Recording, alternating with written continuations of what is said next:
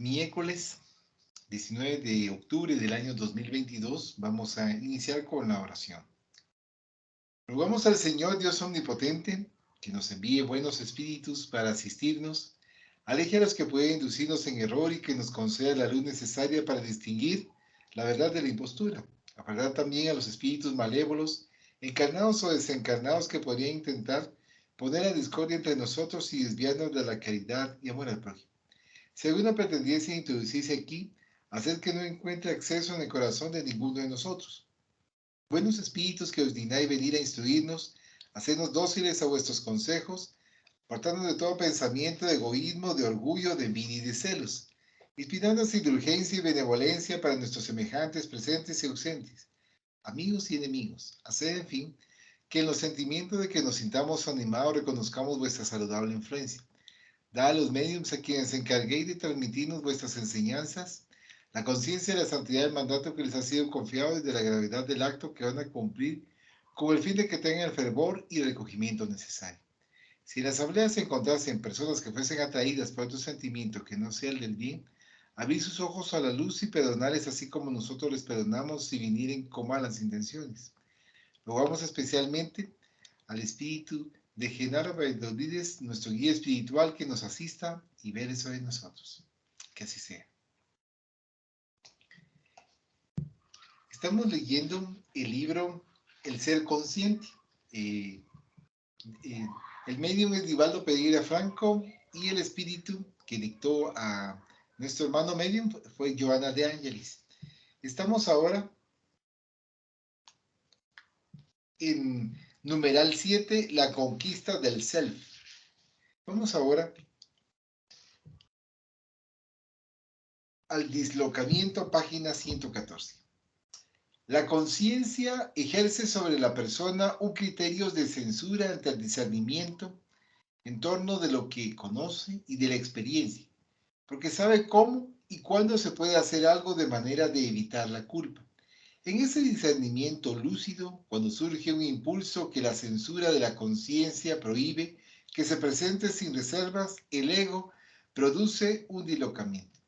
Freud había identificado esa capacidad de censura de la conciencia que situó como superego. Cuando se tiene un sentimiento de rebeldía o de animosidad contra alguien o contra alguna cosa que las circunstancias no permiten expresar, el ego los disloca hacia reacciones de violencia contra objetos a los cuales rompe o contra otras personas no involucradas en la problemática. En la antigua arena romana o en el actual ring de boxeo se traducen estos sentimientos reprimidos contra la víctima momentánea, dislocando la furia oculta que se mantiene contra otros en ese ser desamparado. Subconscientemente, la persona que apoya al dominador y le pide que extermine al contrincante tiene una hostilidad que reprime porque las convenciones sociales o las circunstancias le impiden exteriorizarlas. La hostilidad conduce al individuo a reaccionar siempre a través de motivos reales o imaginarios. Una mirada, una palabra inoportuna, una expresión carente de profundo significado son suficientes para provocar un dislocamiento, una actitud agresiva. Ante esa postura hay una tendencia a enmascarar los significados perturbadores de la vida. Al reprimirlos, se adopta un comportamiento agradable para el ego. Ese mecanismo es de fácil identificación porque el ego busca la vivencia de cualquier acontecimiento sin sentido para ocultar un grave problema que no desea enfrentar conscientemente. Esa reacción puede derivar también de un ambiente hostil en el hogar, donde la persona se acostumbró a dislocar los sentimientos que cultivó en la convivencia familiar y no desea reconocer que son agresivos. Solamente una actitud de autorreflexión logra despertar al individuo para aceptar conscientemente su self, sin enmascarar el ego y sin dislocar reacciones hacia otros, luchando contra las perturbaciones psicológicas. ¿Algún comentario, Carlos?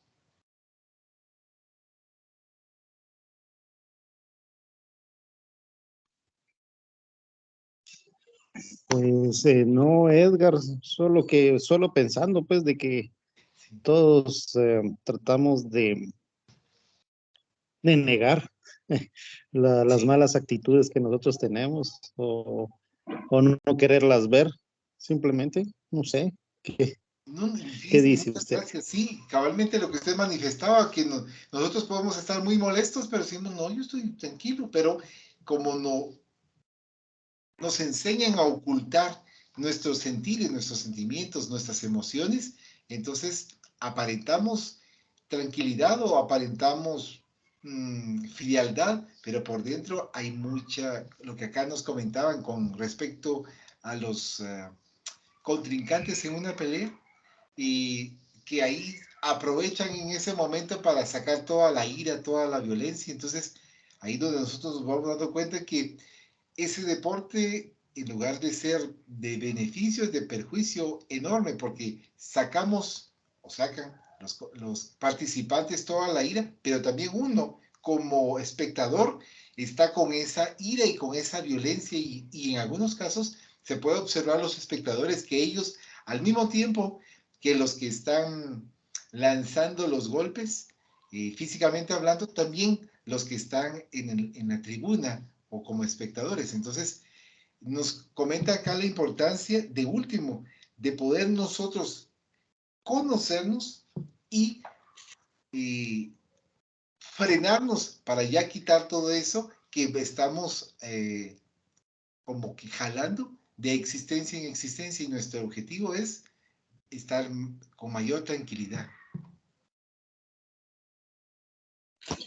Superar esas actitudes, ¿verdad? Eso es lo que tenemos que hacer. Exacto. Y por eso acá nos comentan que nosotros debemos de último dice, solamente una actitud de autorreflexión logra despertar al individuo para aceptar conscientemente su self, sin enmascarar el ego y sin dislocar reacciones hacia otros, luchando contra las perturbaciones psicológicas. Y ahí nos pueden ayudar los profesionales en la psicología, nos pueden ayudar los profesionales en la psiquiatría, encaminándonos para adentrarnos y darnos cuenta de la serie de problemas que nosotros estamos teniendo, porque a veces nosotros creemos que no tenemos necesidad de ir con un profesional psicólogo, pero cuando tenemos una cita, a mí me comentaba una amiga que es psicóloga, me mencionaba que hay ciertas dificultades que vienen de la niñez, pero que nosotros conscientemente no nos hemos dado cuenta por qué tenemos ciertas dificultades, ciertas manías, ciertos traumas, y que a través de la primera cita va haciendo esta evaluación, hace algunos ejercicios, y entonces se va descubriendo el yo y que ese yo ha tenido reprimidos ciertos acontecimientos, ciertos recuerdos también, y tal vez no pudo superarlos, no pudo expresarlos, pero está ahí latente. Entonces nuestra intención es ir mejorando.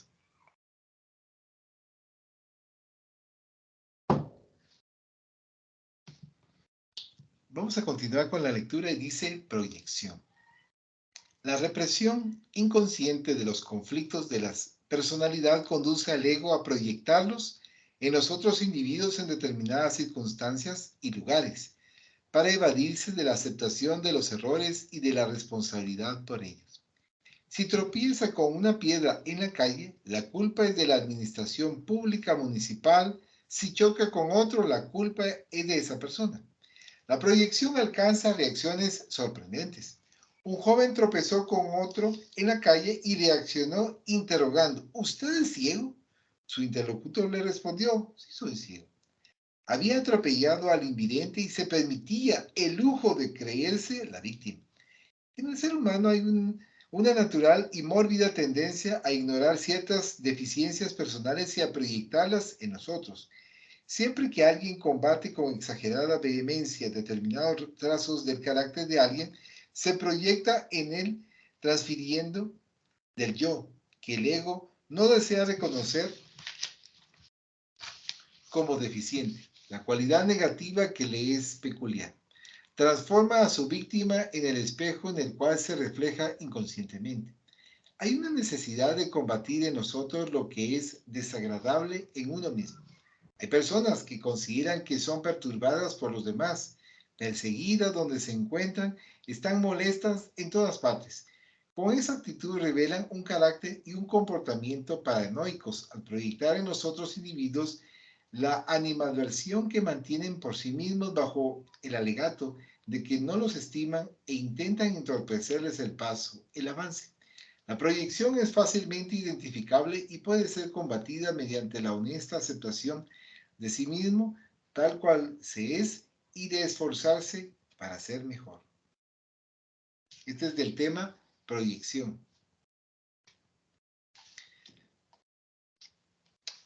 Pues realmente lo que acá nos comentan de la proyección lo había escuchado en algunas circunstancias cuando muchas personas no se responsabilizan por sus actos. Y cuando nos manifiesta acá el ejemplo de que nosotros nos tropezamos en la banqueta, en la acera, con una piedra, le echamos culpa a aquellos quienes no hacen la limpieza de vida, que trabajan en la municipalidad, a otros. Entonces, ¿por qué no decir, no me di cuenta? Y por otro lado, no solamente no me di cuenta, sino tomar esa piedra, hacerla a un lado o colocarla en un lugar donde no vaya a lastimar a otros que vienen detrás. Entonces, ahí también no solo estoy pensando en mí, sino que estoy pensando en mi prójimo, viendo con respecto a la piedra. Ahora, cuando nosotros vemos que otros critican y hablan mal de los otros, acá me pareció muy interesante porque se están dando a conocer ellos las tendencias, las dificultades y que ellos son, hasta cierto punto, aunque no lo digan, son perfectos porque ellos no cometen esos errores. Los demás son quienes los cometen. Y no es así, sino que simplemente nosotros tenemos que ser humildes, tenemos que quitar ese ego, esa vanidad de decir que somos perfectos y no tendemos a cometer errores. Si nosotros estamos en este mundo de expiación y prueba como en la tierra, es porque está en ese proceso de transformarse para llegar al mundo de regeneración. Entonces, mientras eso sucede, nosotros estamos atravesando esa serie de pruebas y estamos haciendo lo posible por darnos cuenta que cometemos errores todos los días y quizás en todo momento, pero esforzarnos a no cometer más errores, a no señalar más a los otros, a no echarle la culpa a los demás, sino que a darnos cuenta si nosotros somos quienes están cometiendo esos errores, que definitivamente puede ser así, pero mucho ojo, no insultarnos. Ah, qué tonto soy, qué bruto soy. O sea, yo me estoy insultando, yo estoy diciendo cosas negativas para conmigo. Mucho ojo, hay que tener cuidado porque el inconsciente se lo va creyendo y entonces nosotros creemos que no valemos y nosotros somos muy valiosos ante la creación del Padre, muy valiosos ante nuestros demás hermanos encarnados y desencarnados, y nos están invitando a que nos valoremos y que ayudemos a otros. Primero nos tenemos que valorarnos y también poder ir valorando a otros y darles ese apoyo, ese empuje, esa mano a los demás, ese hombro que lo necesitan. Entonces, por eso acá lo que menciona de la proyección y son cosas muy sutiles, pero que tenemos que estar muy atentos en nuestra vida cotidiana. ¿Quieres hacer algún comentario, Carlos?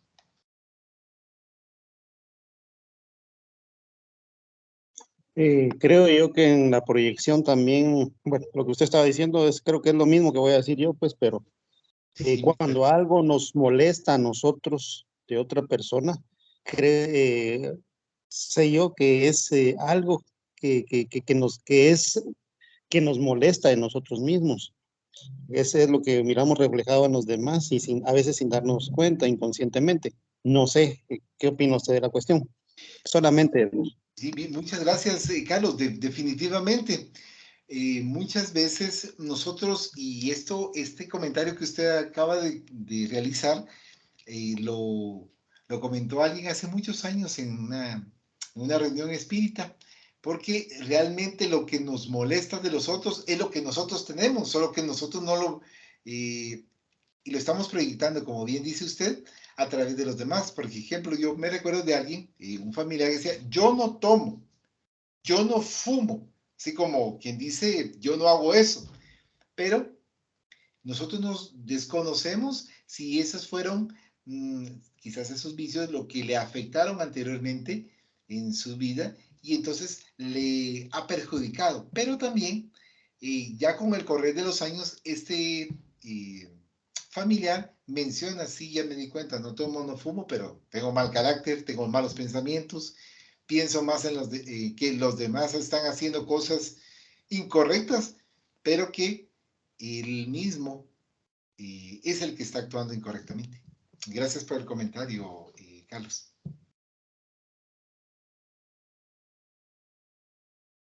Dice ahora en el siguiente tema, introyección. Otro mecanismo que tiene el ego para enmascararse es la introyección, que se caracteriza por la concienciación de que las cualidades de las personas le pertenecen, los valores relevantes que son observados en otro, son características del propio carácter. Esto es una trampa defensa del ego. La persona se introyecta en la vida de los héroes a los cuales ama y con quienes se identifica y acepta que es parecida a ellos.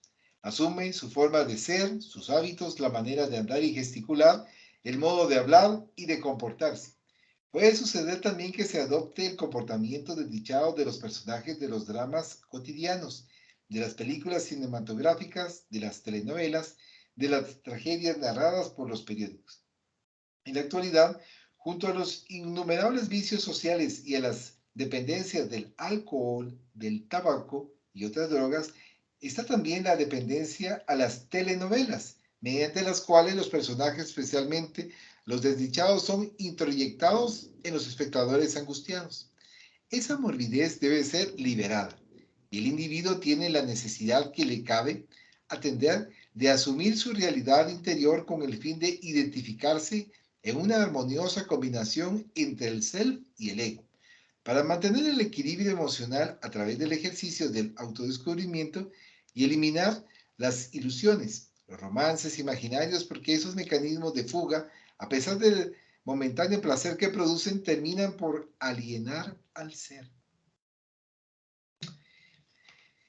Y esto lo vemos bastante con muchas personas que quizás están en nuestro círculo familiar, con quienes nosotros compartimos, quizás en el trabajo, quizás en nuestro barrio, en nuestro lugar donde nosotros estamos participando.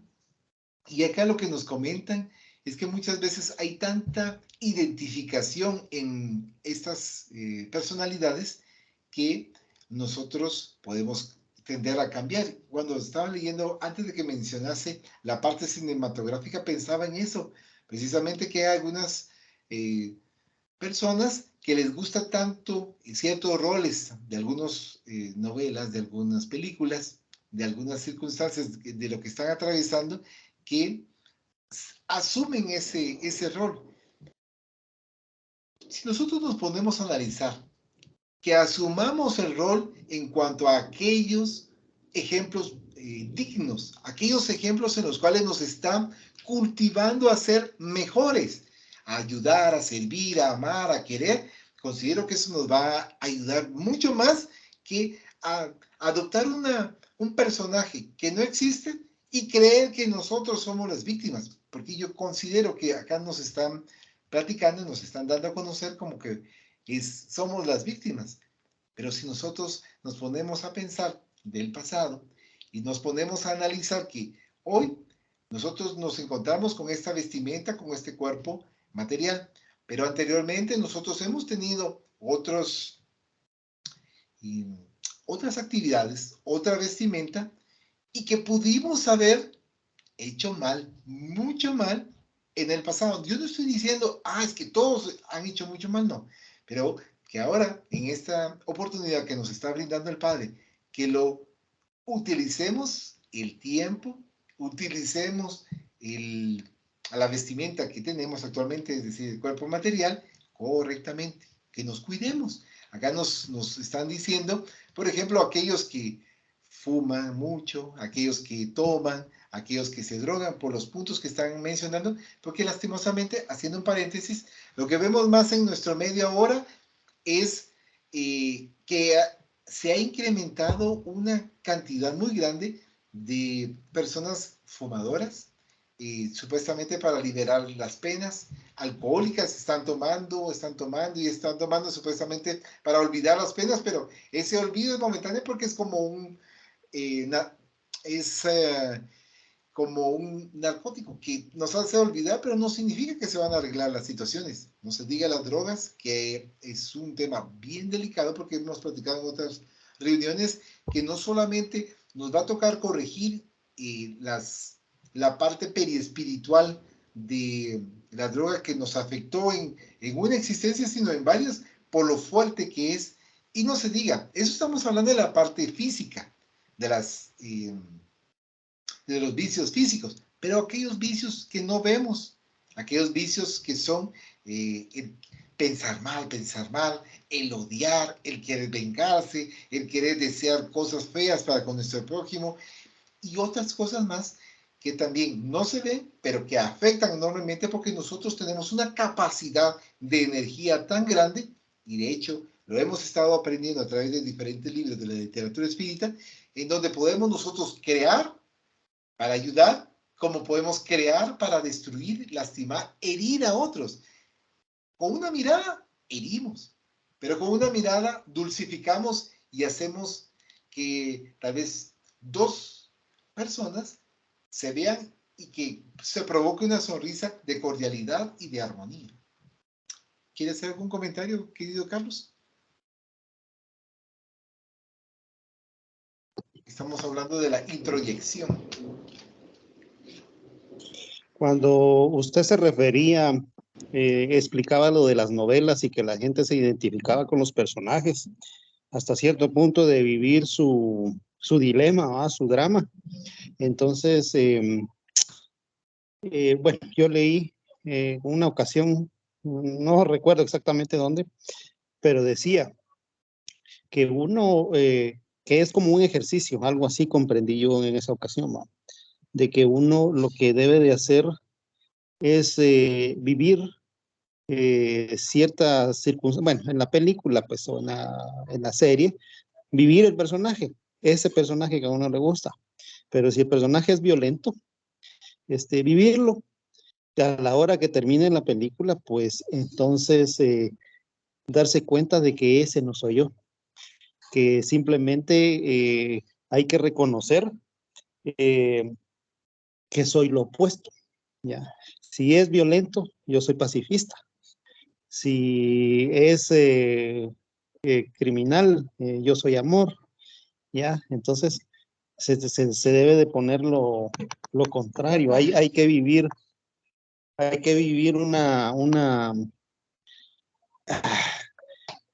bueno, vivir y experimentar lo que uno no es para poder identificarlo y saber eh, dónde está uno colocado realmente.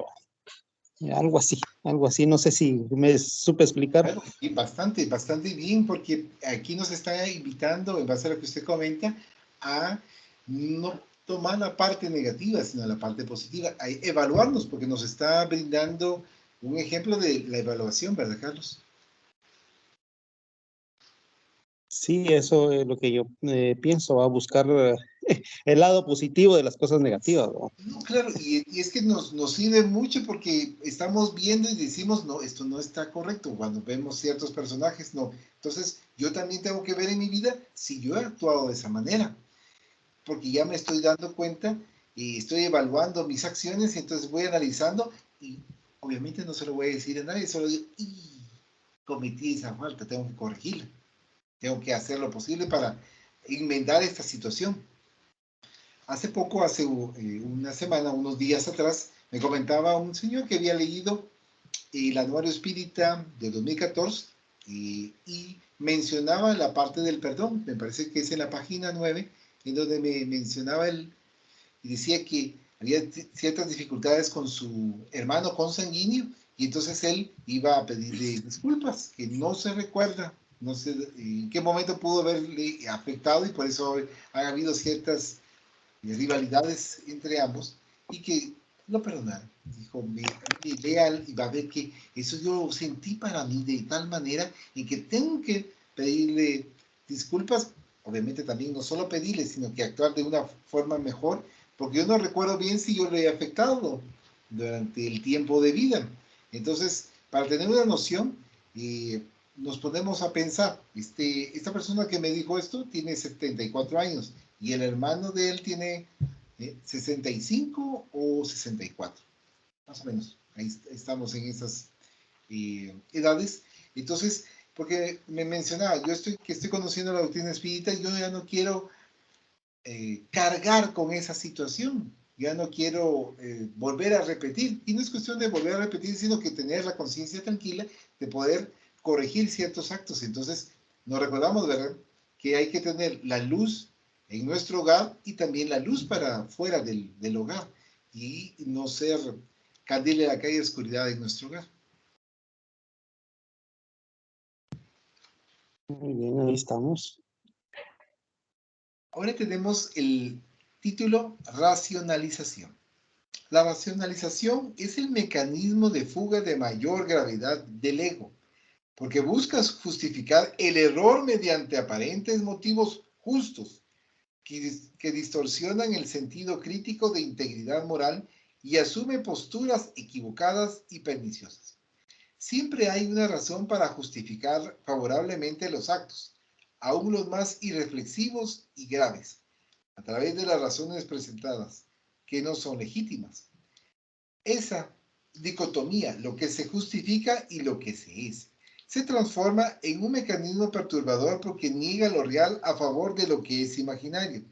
Las razones legítimas de los hábitos y conductas son disimuladas con alegatos falsos, por no admitir lo que se prefiere hacer o ser, sabiendo que es erróneo, se asume la máscara egótica de la racionalización. Esa falta de honestidad como falsa expresión del yo se transforma en un desequilibrio psicológico que termina en la pérdida del sentido existencial. Nadie puede cambiar un mal en bien, solo porque se niegue a aceptar conscientemente ese mal que debe esforzarse por mejorar en lugar de ignorarlo o justificarlo con la racionalización. La tendencia humana de la elección está siempre dirigida al bien. Por eso, hay un rechazo natural por el mal al que la racionalización intenta alterar en su contextura con el fin de apaciguar la conciencia, provocando perturbación psicológica. Esa lucha que se traba entre el intelecto y la razón busca una justificación para convertir el mal en bien, y esto es irreal. Por eso, cuando la persona actúa equivocadamente y la razón se lo reprocha, el intelecto busca un alegato justo para reprimir el bien y proseguir en la acción. La ejecución supera la razón y la mente justifica el mal, del cual surgirá un bien para sí mismo o para otro. ¿Cómo racionaliza el ego desequilibrado? Solamente una voluntad inflexible y noble que ejerza su fuerza sobre los mecanismos de evasión preservará el equilibrio entre la razón y el intelecto, con la emoción del bien y de lo justo, y propondrá el ajuste psicológico del ser. Fuera de esto, esos mecanismos para enmascarar la realidad conducen a la alienación, al sufrimiento. Esto es de la racionalización. Yo en lo personal muchas veces he querido racionalizar ciertos actos que he cometido y después en mi mente digo, es mentira lo que yo dije. O sea, internamente no tiene que ser así, porque mi conciencia me dice, no está siendo justo contigo mismo y justo con la otra persona, sino que como que justificar por qué se hizo esto y se da bastante. Entonces, mejor tratar la manera de no hacerlo. Y también no lo vemos no solamente en uno, sino que lo vemos en también otros, quizás familiares, quizás amigos, quizás compañeros de trabajo, con otros con quienes nosotros nos vamos compartiendo, pero como estamos hablando del ego, nuestra intención es salir en caballo blanco. Y nos ponemos a pensar, ¿de qué me sirve salir en caballo blanco si no superé, no me quité, o sea, dentro de mí es eso de querer justificar ciertas cosas que mi conciencia me dicta que no es correcto. Entonces mejor corregirlo.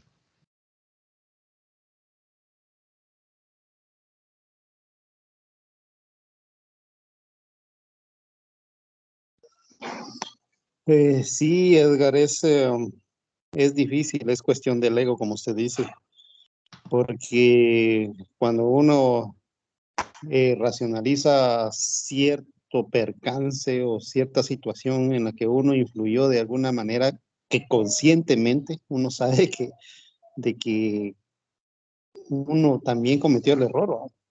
Entonces busca uno la justificación, ¿va? Como para Pero, descansarlo, ¿verdad? ajá, pero la conciencia eh, le toca a uno al hombro, ¿va? Le dice, no, no, Por, no. por eso dicen que la conciencia es el mejor juez. Uno no puede decir a la conciencia y cambiarla, ¿no? Porque la conciencia nos está dictaminando, no fue justo. Exacto. Y otra cosa que también lo que la racionalización lo que hace es eh, evitar como dijera yo, el panorama espiritual. O sea, lo niega hasta cierto punto, ¿ah? Entonces, pero ya cuando uno ha ingresado a ciertas ideas, por ejemplo, lo que es la doctrina espírita, uno ya entiende, comprende un poquito más. No está libre de todas las cosas, pero uno ya acepta de corazón, ya de conciencia muchas cosas que jamás hubiera aceptado anteriormente. Entonces ahí es donde la racionalización se aparta un poco.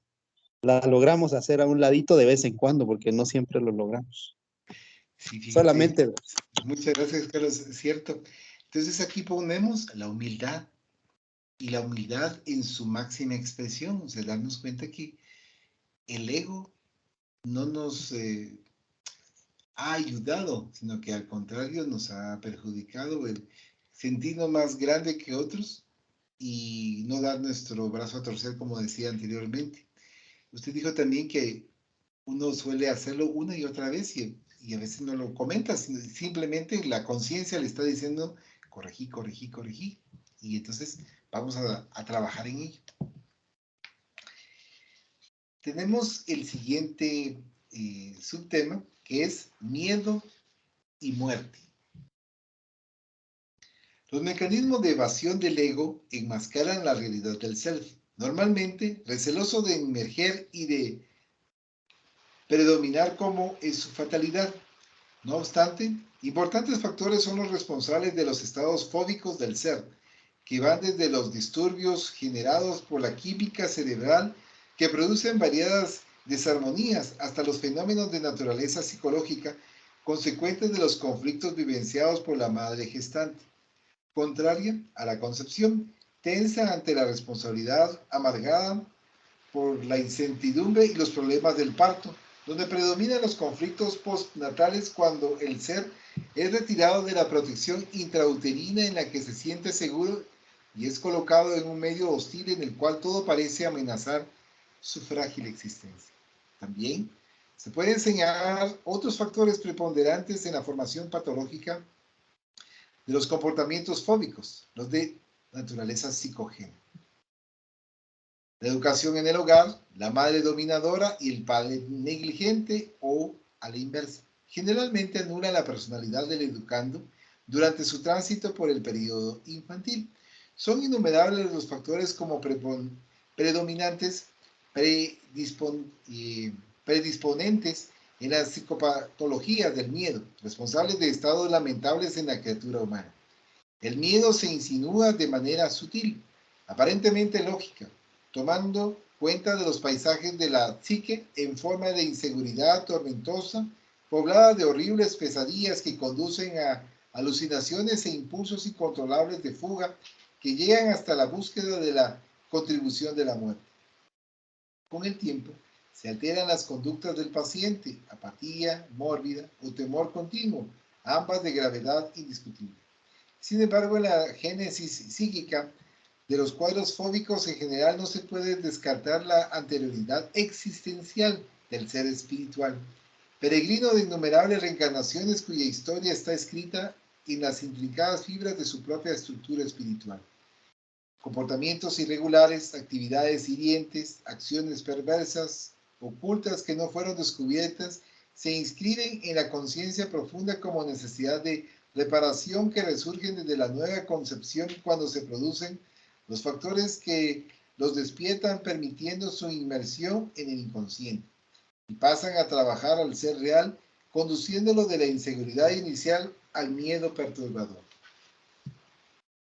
La reencarnación es un método para que el espíritu aprenda, obre, se eduque, se recupere cuando hierra y repare cuando se compromete negativamente. Como es inevitable que se produzca la reencarnación, funciona por automatismo de la vida, imponiendo las cargas de una experiencia en la siguiente dentro de un natural mecanismo de evolución. Inscrito en los códigos de justicia en la conciencia individual que representa la conciencia cósmica, nadie puede eximirse de sus dictámenes porque es un fenómeno automático e inmediato. A cada acción le corresponde una reacción semejante portadora de la misma intensidad vibratoria. Cuando el efecto es retirado, se manifiesta en forma predominante y permite los estados de liberación o de sufrimiento, según esté constituido su campo de energía. El autodescubrimiento es la terapia saludable para identificar las causas generadoras y al mismo tiempo para que se efectúe la concienciación de cuáles son los recursos que se pueden utilizar para la liberación. Al conocer el factor responsable del miedo, se antepondrá la confianza en las causas positivas que en el futuro producirán equilibrios de fácil adquisición, junto con las terapias académicas conforme a la etiopatogenia del miedo en el ser humano, la renovación personal mediante el optimismo, la autoestima, el hábito de los ideales elevados, de la oración, de la meditación, constituyen eficaces recursos curativos para el propio encuentro, para la paz interior. El miedo es un enemigo mórbido que debe ser enfrentado con naturalidad mediante el ejercicio de la razón y de la lógica. Entre las variadas expresiones del miedo se destaca el de la muerte, herencia atávica de los arquetipos ancestrales, de las religiones castradoras y sin fundamentos, de los cultos bárbaros, de las coyunturas de lo desconocido, de las imágenes mitológicas que diseñaron en la estructura social las impresiones del temor, de los castigos eternos para las conciencias culpables, de los horrores sin nombre que el ser humano no tiene modo de asimilar. El temor a la muerte, a veces patológico, se presenta tan penoso que el individuo se mata con el fin de no aguardar a la muerte.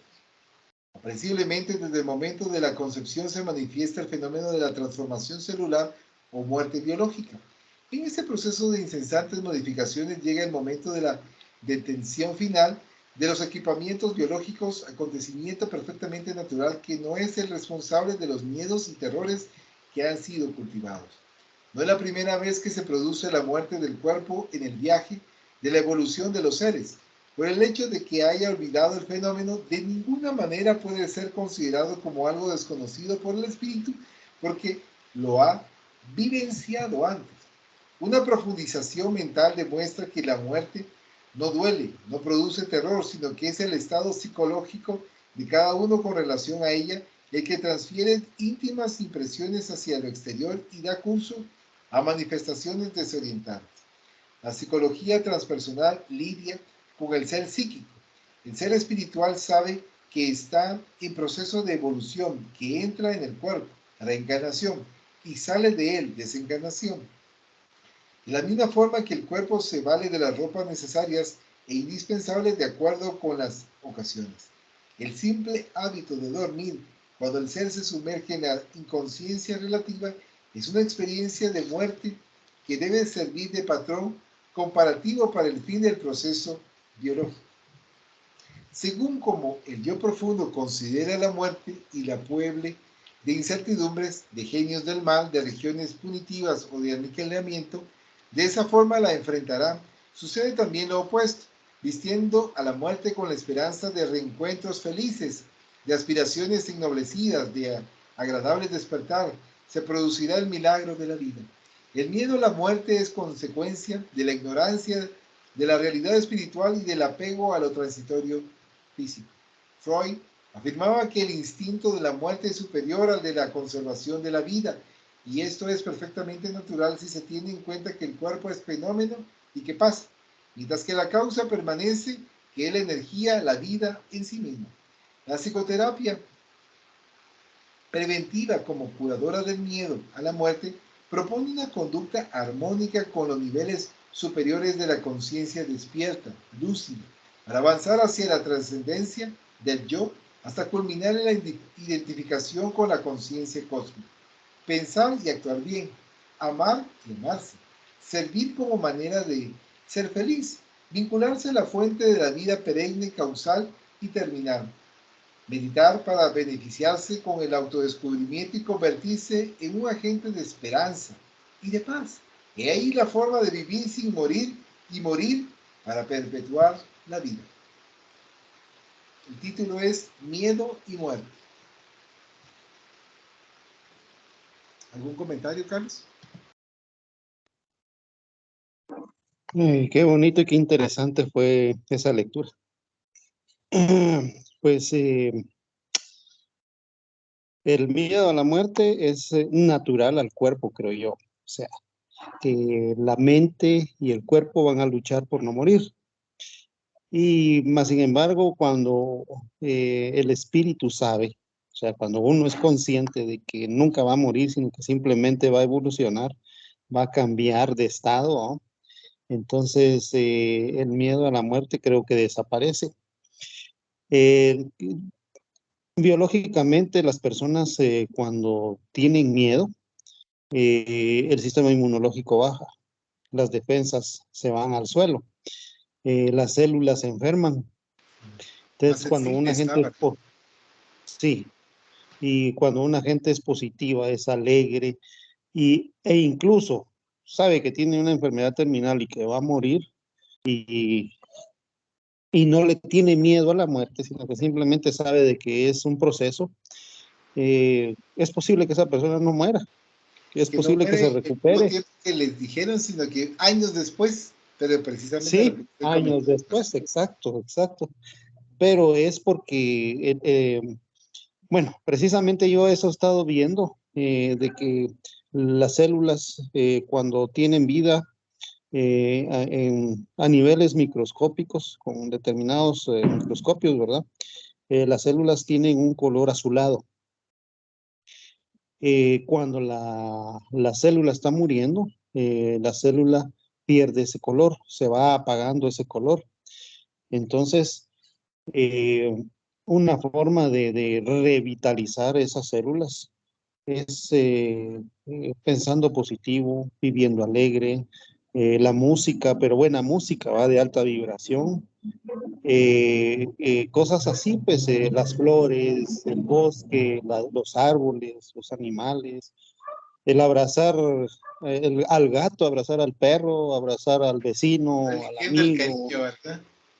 Exacto, entonces todo eso aumenta el sistema inmunológico porque estimula, ay, no me recuerdo cómo se llaman las sustancias que libera Endorfinas el creo cuerpo. que es, ¿verdad? Eh, Romero, la endorfina, la célula del amor, le dicen, pero no, no es célula, son sustancias químicas que el cuerpo produce, ¿va? Las Entonces sustancias todo, químicas más la energía que estamos transmitiendo de positivismo y de amor, ¿verdad?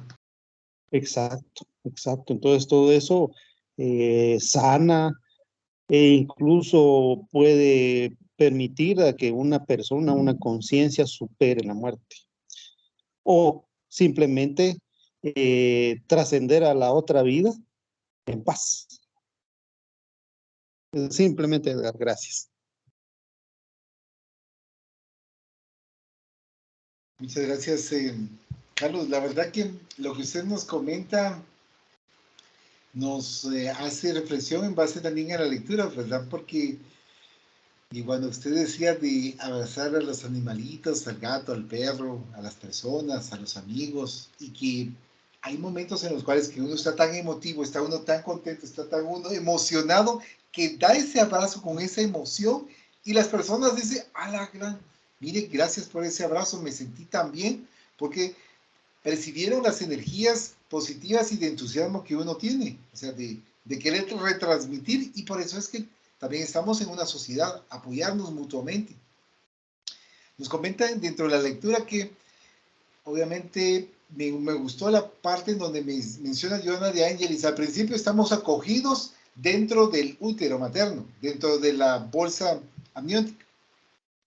Pero cuando salimos de él, cuando ya salimos a vivir, a vivenciar, a compartir en el plano terrenal, ya nos sentimos no protegidos, sino que a la intemperie de encarnados y desencarnados. Entonces sentimos esa agresión fuerte debido al ambiente en donde nos encontramos, que hay mucha hostilidad en nuestro ambiente, pero está en nosotros trabajar para que no exista, por lo menos de un grado mayor de hostilidad, sino que de vibraciones positivas.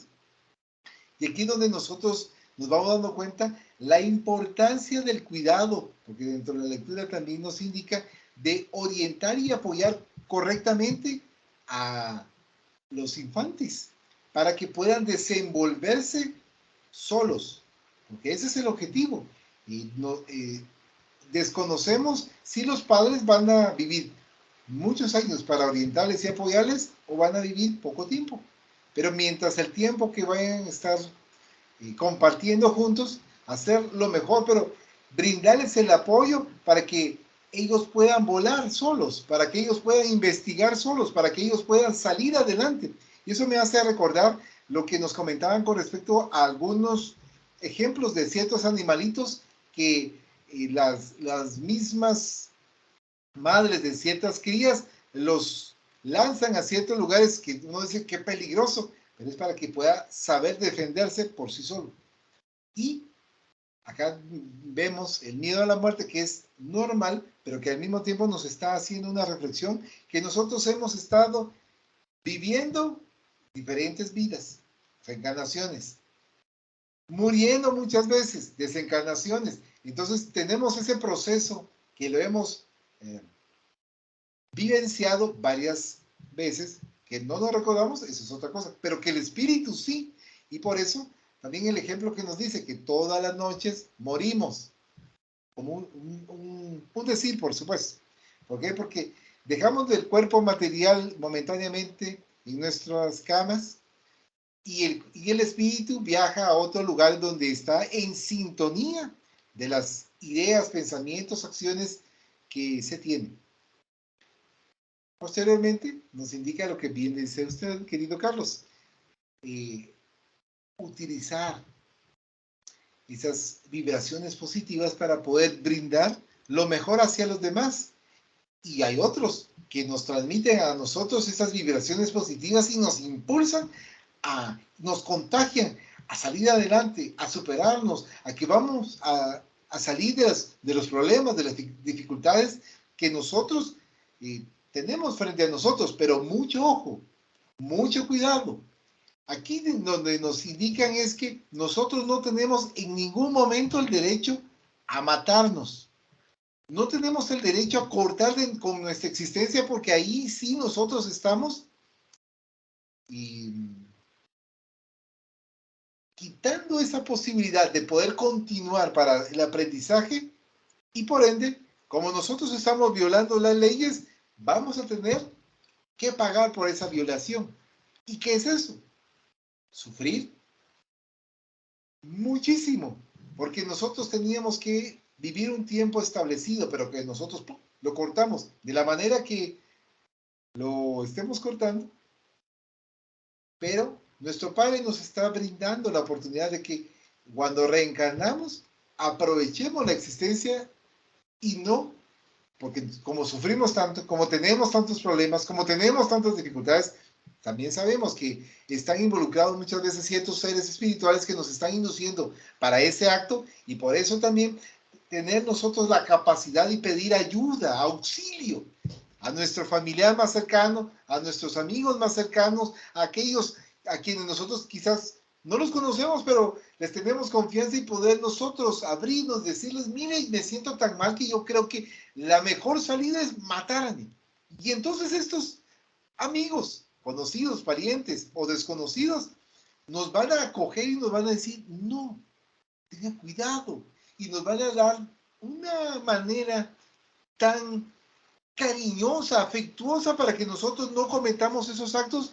¿Por qué? Porque como eso conlleva a sufrir. Tenemos el libro Memorias de un suicida, en el cual nos narra la serie de penas, dificultades, circunstancias bien fuertes que atraviesan nuestros hermanos por haberse quitado la existencia, por haber cortado el tiempo.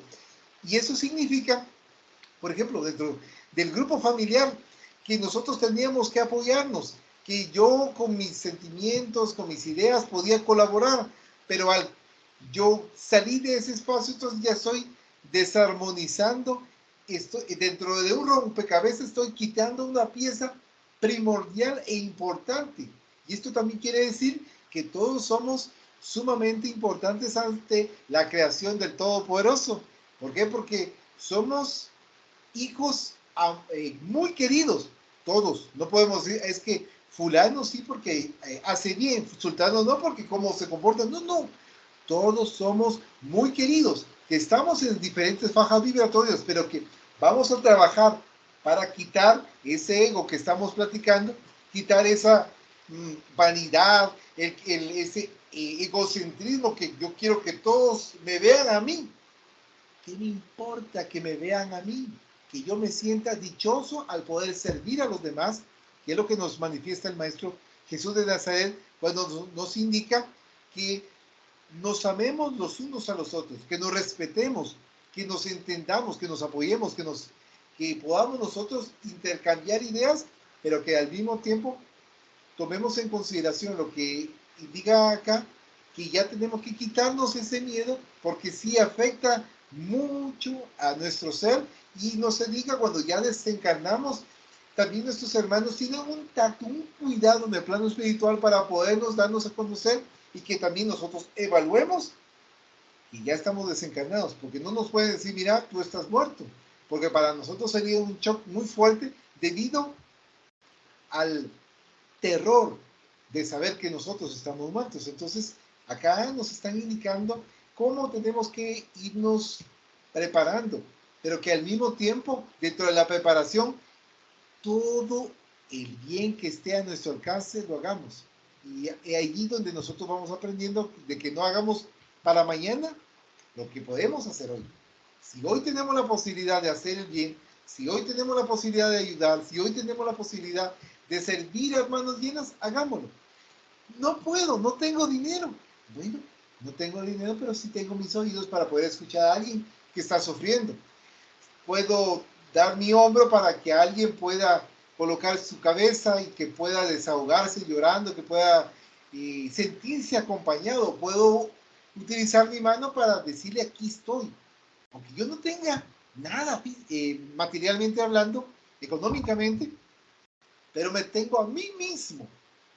Que cada uno de nosotros somos tesoros ante el Creador, que somos importantísimos y dar a conocer a aquellos que están sufriendo que también son muy importantes. Todos lo somos. Solo que cada uno de nosotros vamos a trabajar para poder estar evolucionando más y más. Y también nuestro Maestro Jesús de Nazaret nos indica, cuanto más se eleva el espíritu, sirve más. Y el ejemplo de él es cuando lava los pies a sus discípulos. Lo hace con tanto amor. No ve que tengan sus pies callosos, heridos, sucios, con mal olor, con hongos, con alguna cosa fea. No.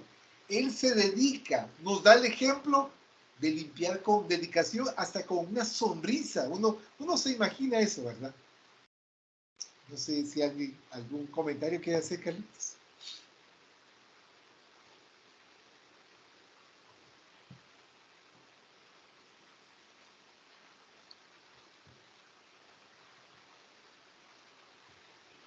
No, Edgar, simplemente escuché lo que me estaba diciendo. Gracias, Carlos.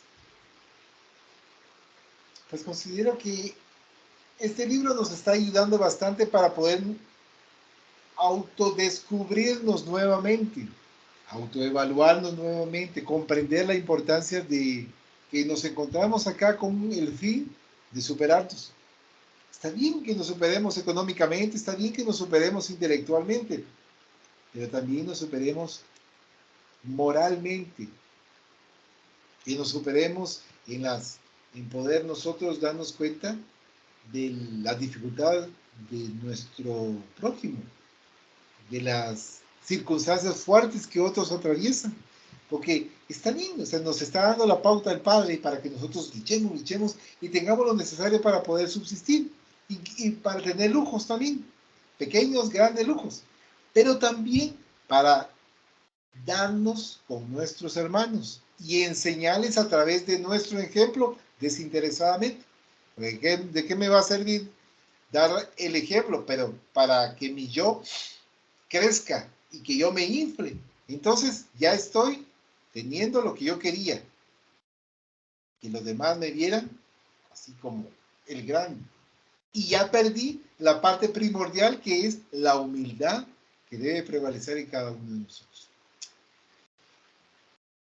¿Usted quisiera hacer la oración final, querido Carlos?